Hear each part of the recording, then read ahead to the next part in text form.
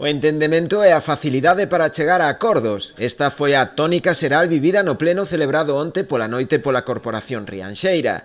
Na sesión aprobouse o Plan Provincial de Cooperación ás Obras e Servizos de Competencia Municipal Adicional da Deputación da Coruña, que prevé destinar unha cantidade de 162.000 euros para gasto xeral de alumeado e suministro de enerxía.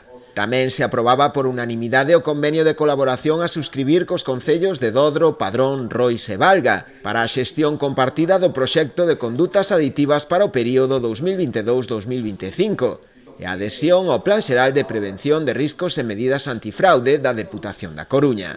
Na sesión acordouse nomear tamén a Santiago Agrelo Martínez, o que fora arcebispo de Tánxer entre os anos 2007 e 2019 como a fillo predilecto da localidade. Un nomeamento que sirve para poñer valor un pouco o seu traballo, a súa traxectoria, mesmo tamén incluso literaria coa edición de poemas, pero sobre todo unha traxectoria pastoral e de traballo que puxo sempre o foco nos sectores máis desfavorecidos desde o seu posto en Tánxer, facendo moitísimo fincapé sempre no que é a xente que quere atravesar buscando unha vida mellor en Europa desde África, non? E sempre implicándose na súa situación, na súa explotación por parte das mafias. Tamén se aprobou unha proposta de solicitude para pedirlle á Xunta que o Hospital Provincial de Conxo pase a denominarse como Hospital Ramón Baltar.